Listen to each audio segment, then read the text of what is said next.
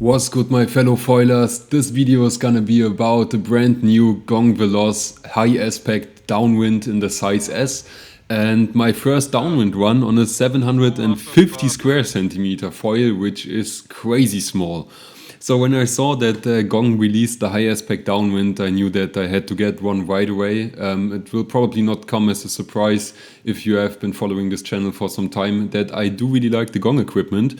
And yeah, once they released the downwind specific foil, I knew that I had to get my hands on it. And as you can see, it looks absolutely stunning, especially on my self-designed vampire board. I really love the combination. And I did not only order the front ring, but I also ordered the V3 fuselage, the V3 stabilizer in S, and the HM77 Mast V3 in 15mm thickness.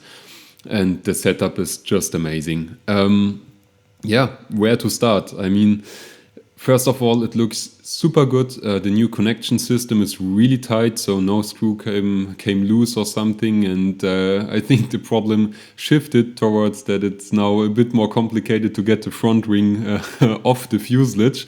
But it's also not too complicated. And then what was really interesting was we had a chance to lay a bunch of currently hot masts against each other and compare them. And one thing that sticks out is that the sizing is a bit different. The AXIS UHM mast you can see right there is actually the 82 versus my Gong mast is the 77. Thus you can see that a Gong mast in AXIS term would not be called 77 but rather 82 or something. I will touch a bit more on the mast size later on, as I used something smaller before and the trend in downwinding is in another direction.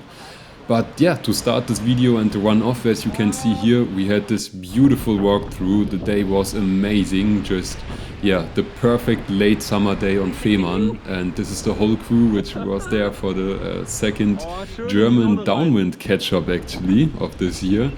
And yeah, we decided to go for an evening run, and this run was magic. Actually, the locals described it as solid. I think Basti said something like 3 out of 10, which is nuts because the run was great in a few places and in the middle it sucked a bit, but overall I loved it. And as you can see, the wind direction was heading totally into the sun, thus we could just ride into the sun, and at the beginning you could not see anything on the horizon. And then from half of the run or something, the horizon started forming with trees and a bit of landscape, and you were just riding directly into the sunset, which was simply amazing. And yeah, I think you can hear that I'm a bit enthusiastic about this run, which tells a bit about how it went. As I was a bit scared to take such a small foil. My downwind experience so far is mostly based on the AXIS 1201 and a little bit on the GONG Veloce H in XL. Thus I was a bit scared to make the drum from 1300 square centimeters down to 750, which is nuts. That's almost half of the size. But I have to say I was surprised by how good I managed to pedal it up, as I tried to pedal this thing up in the flat water before, and I gotta say it is not easy. I did not get it out in the salt water. I got the board to release from the water, but I could not get it into a stable pumping. However, on one size bigger, the M, which is 900 square centimeters, I got that up in the flat water, in the fresh water. So I think, if I would have to choose a one foil quiver, I would maybe go for the Veloce HDW, however they want people to pronounce it, in the M size. But for my current quiver, I will definitely stick with the S, as it just feels amazing. And will also order the L, as I'm looking for something to maybe replace the 1201. But yeah, we'll see how that goes. So in general, I was surprised by how well I was able to pump it up in the waves.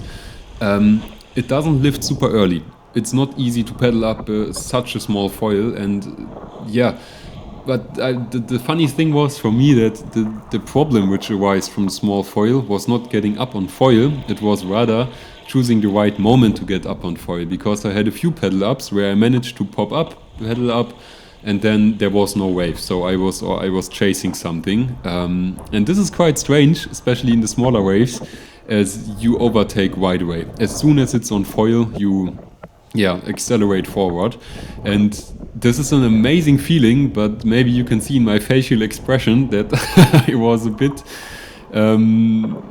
not completely comfortable in the situation, as I'm not used to the foil overtaking and overtaking and overtaking from the 1201. I'm used to just going behind it, but this is really a complete game changer. So this downwind run had nothing to do with downwinding as I knew it so far, as the glide and the speed it kept up was just insane, and I really could take different routes. So usually I would always go behind the bump, behind the bump, behind the bump.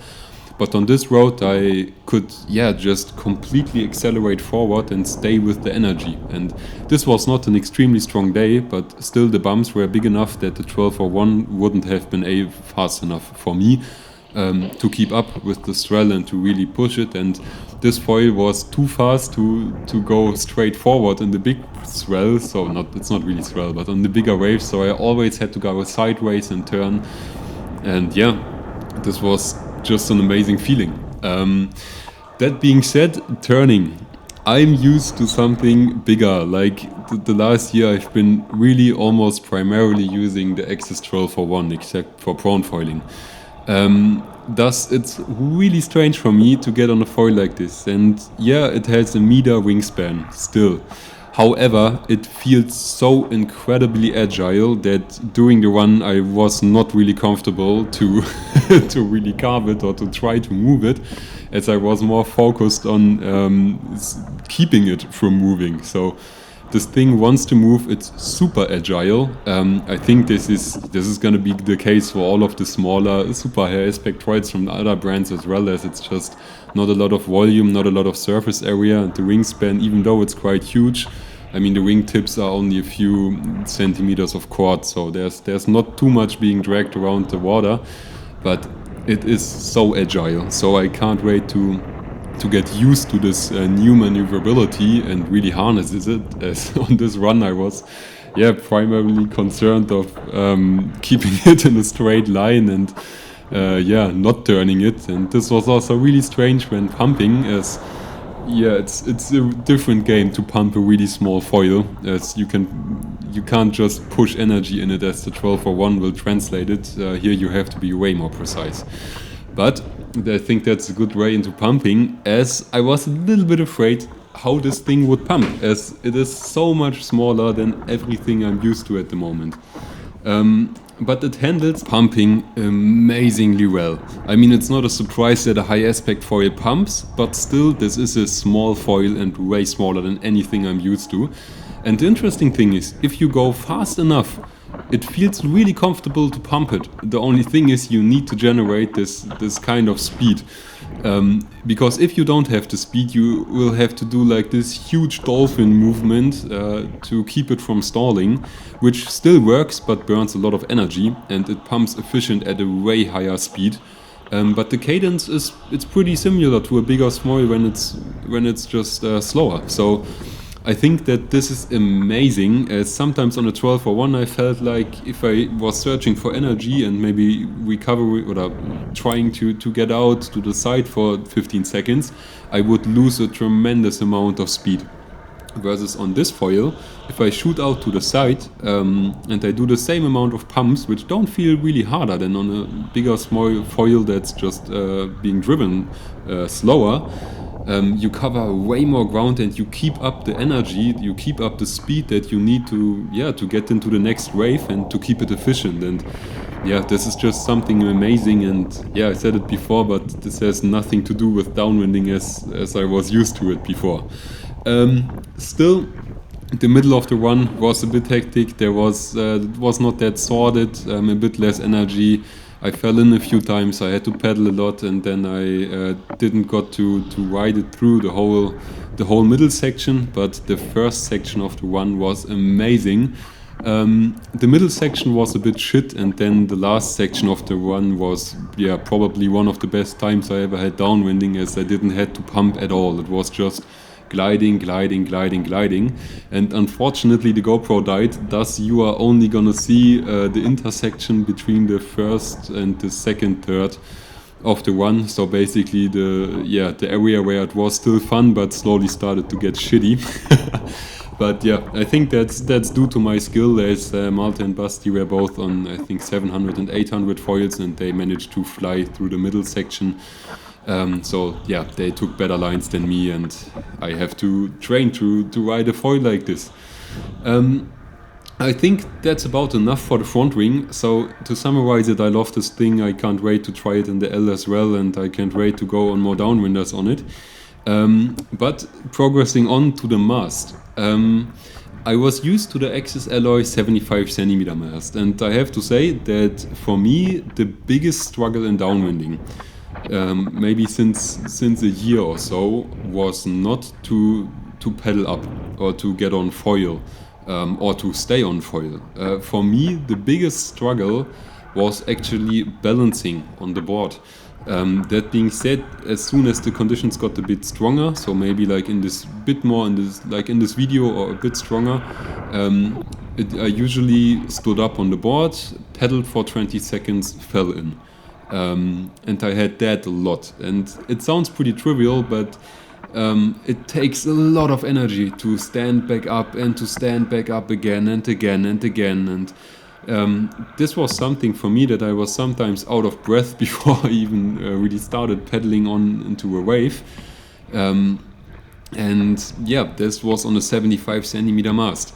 Now I have the 77cm mast by Gong, which is like an 80 or 82 in AXIS terms. And yeah, I can just tell it makes a tremendous difference in how much easier it is to balance it. I felt it once before as I used the 85cm alloy mast when I started out, and I felt the immediate difference how much easier it was to balance. But yeah, this new mast I think is kind of, for me, a game changer, as I'm now able to just stay on the board, take my time and just pedal for a few minutes until the perfect bump comes. As yeah, I'm completely chill with the low heart rate when I realize that I need to start pedaling, instead of having just stood up 10 seconds ago and being out of breath before starting to pedal. So that makes it way easier. I'm overall not quite sure how much harder the longer mast makes it to pedal it up, as I only tried this foil in this configuration and a little bit on the alloy mast, but not enough. So yeah, I will try it on a few different masts. As you saw in the clips in the beginning, Patrick already has an adapter to ride the AXIS Ultra high modules and the No Limits mast with the Gong gear. So this will be quite an interesting test to see which mast performs how well and how much harder it actually is to pump up the Gong mast compared to the top of the line equipment. So I think there will be a noticeable difference, as yeah, the Gong mast simply has more chord length and is thicker than the other masts. But yeah, I'm excited to see how much worse it feels once tested against each other. But I'm already pretty confident that looking at price to value, it will probably win. That's quite a high value for me, being a student. But yeah, I just love the setup, and also for everything I wrote before. This is nuts how much more efficient it is compared to the AXIS alloy mast. So going from the alloy 19mm to the HM 77 15mm is a day and night difference. It's just, yeah, it's not really comparable. And then also another thing, I did not breach too much before, but sometimes on higher speed I did breach quite quickly. On this one I didn't have one single breach, and I had a few moments where I was like, oh shit, I'm gonna breach. And yeah, nothing happened. So it's funny to see the muscle memory from 75cm extended to 80 or so, as I was so sure that I would fall, but yeah, it didn't happen. So I think for me it's not too bad to have a little bit more wiggle room to not breach. However, on the other side, that makes it probably less efficient if you don't manage to ride the foil this close to the surface area of the water.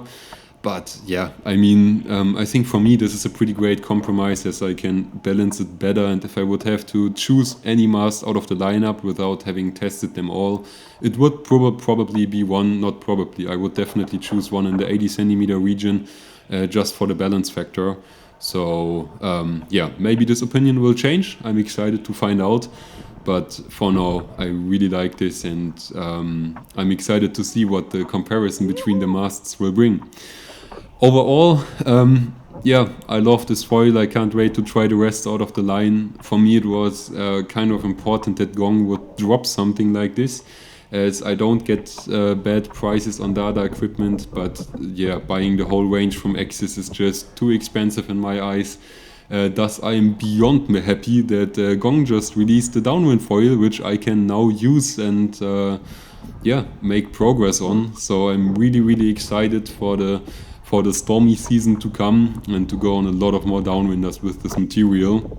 And in conditions like this, as the local said here, was not really a great day, but for me it just felt amazing.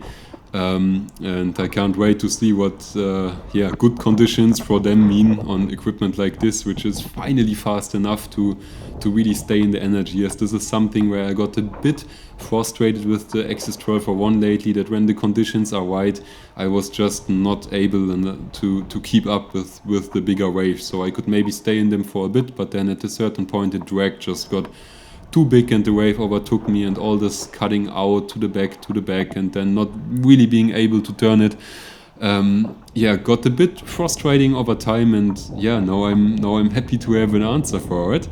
One thing which did surprise me is that my maximum speed on this one was only 32 kilometers an hour. Eyeballing, I would have said a bit faster, as I pushed the AXIS 1201 to 36, 37 kilometers an hour.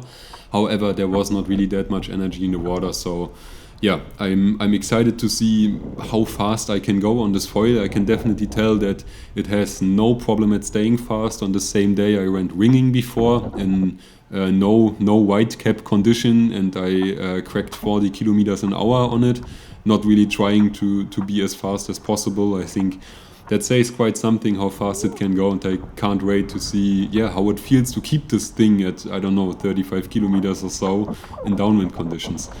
So yeah, that all being said, I really love the thing so far and can't wait to drive it more. Ich filme auch, wie andere Leute filmen. Ja, das ist geil, da können wir 3 verschiedene Perspektiven machen.